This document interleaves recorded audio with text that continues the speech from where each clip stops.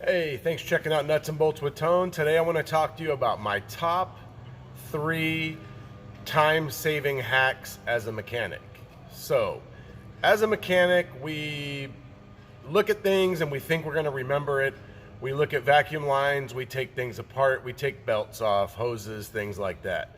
So, today I'm going to talk to you about my tips to not forget those things, and this is from my 16 years of experience and how many times I have forgotten things and gotten mixed up, and it cost me time and money. So being said that, the first thing I want to talk about is drive belts.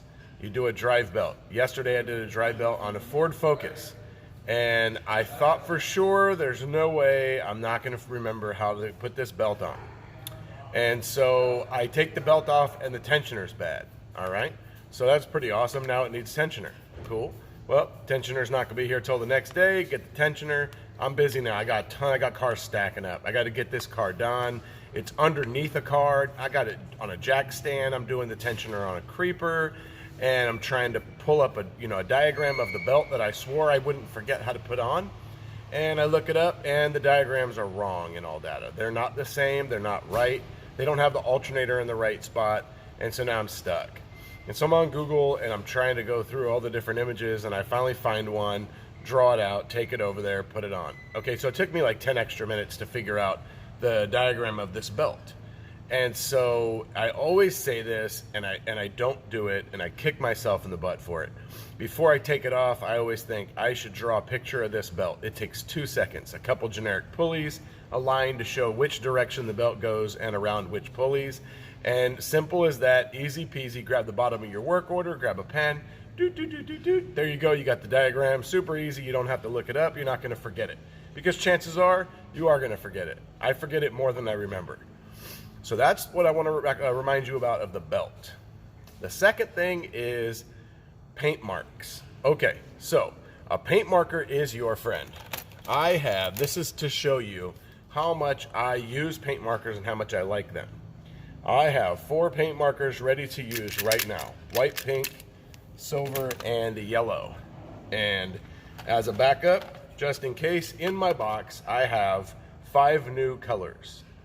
Now, when I talk about paint marks, let me tell you something that's really, really important. Now, I've had a lot of different paint markers, and I use them, maybe I use them once, then they dry up. I use them and they don't stay on, it's got oil on it, whatever. So this is the key right here. You want this. See if it'll focus. It's not focusing on that. Okay, so maybe it'll focus on this. So the key to this is oil-based paint markers. So I get the Sharpie ones. These are what work for me. I have been using these for a long time. I used to only be able to get them at Michael's. I used to have my wife pick them up for me. Target carries them, but they don't have very many colors. I just found that pack on Amazon, so that's why I got it on Amazon. It's a lot cheaper. So that's that. So with the paint markers, what I want to tell you is, so we take something apart, right? So I'm doing this rear timing chain job on this Audi behind me, and I've been doing it for like a week and a half.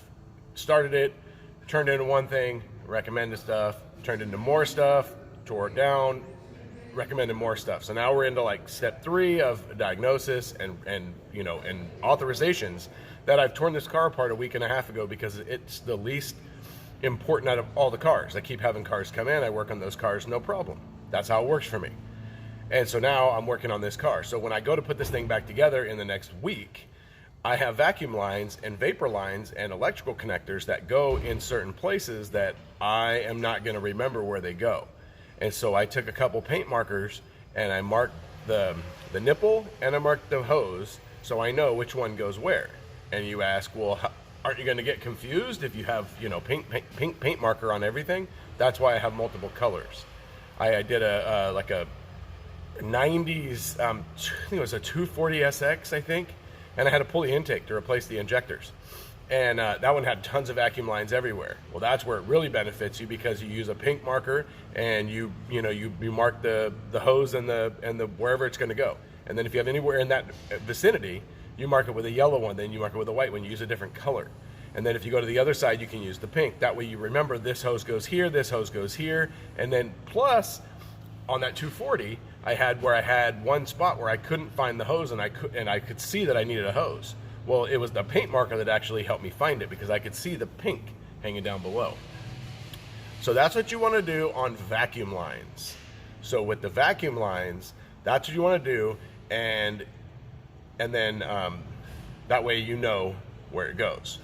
Okay, with the paint marker and talking about lines, I want to show you about hoses. And because, see, we don't replace the hose clamps because worm drive clamps are awful. And so we use the factory clamps. Well, I can't tell you how many times I pulled a factory clamp off thinking to myself, there's no way I'm going to forget, I'm not going to be able to reference this clamp back to the hose. And so what I've learned in my experience is that if you take a factory hose clamp off and you pull a hose off, and you don't put that clamp exactly back where it was, I mean exactly, it will leak. If you put it where it goes, most of the time it won't leak, and generally you'll be okay. The only time I've ever had them leak where if obviously the hose clamp failed, you can see it like, you know, is just pushed open, or I could see that I don't have it in the right spot. Here's another thing that happens. You take it off and then you go to put it back on. You don't realize that somebody else has already taken it off and putting it back on. So now you have multiple indentions in the hose. You're not exactly sure where it goes. So what I do is I take a paint marker and I draw a line through the hose clamp. That way I know where it goes. I'm going to show you right now. Let's go take a look.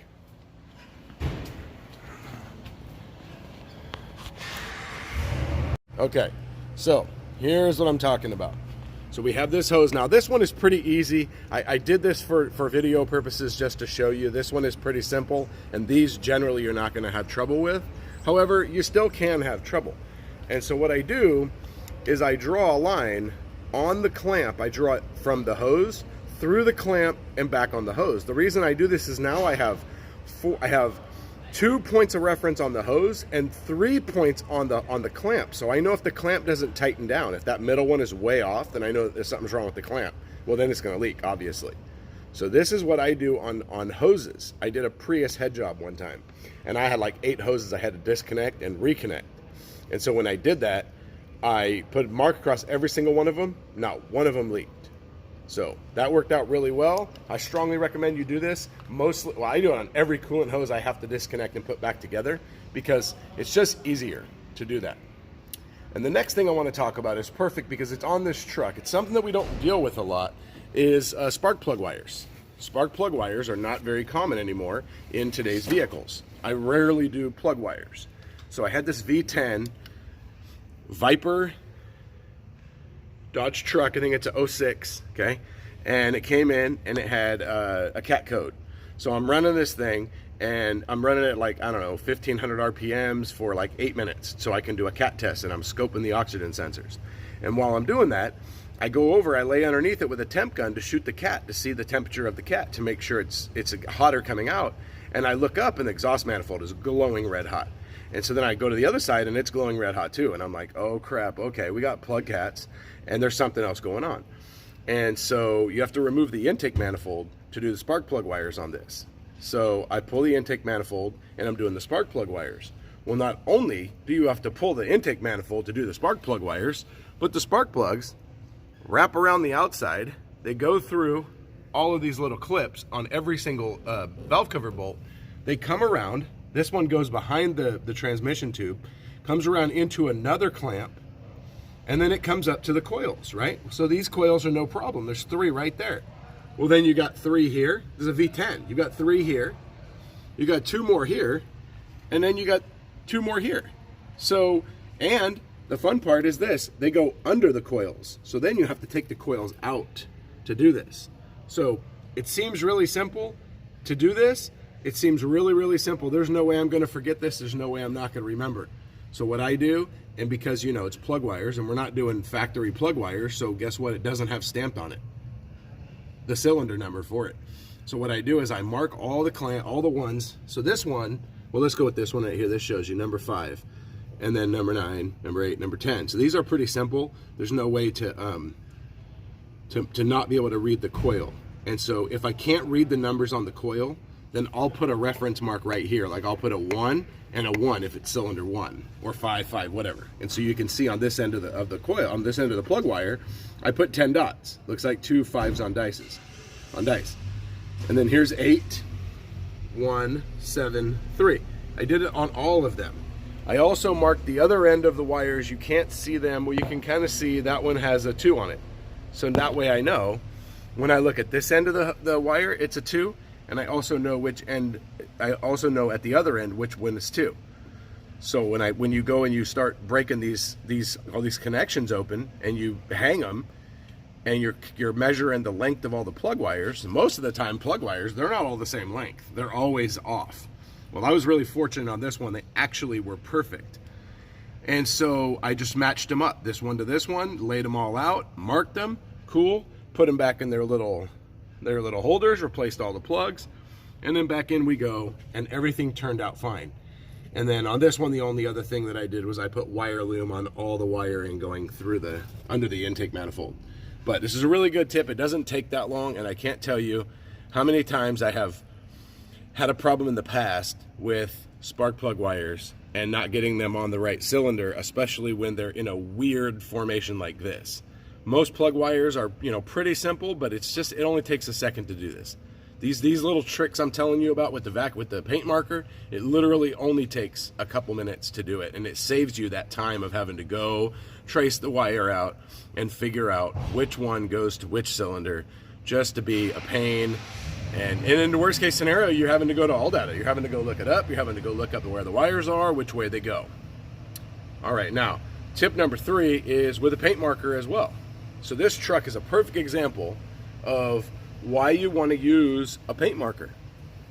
So these injector connectors, they actually go through the intake manifold. So they actually have to stay under the intake, and then I have to fish them through. Well, sometimes you have 2 connectors that come out and they're in the same spot. They're real close together.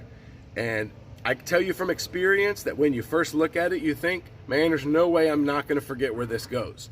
Well, by the time you take it apart and it messes up its orientation, now you see how this plug wire right here, this one looks perfect. Looks like it goes there, right? Well, if you had another plug wire, another connector real close to this, and then it loses its orientation, and then you can't figure out which one goes where.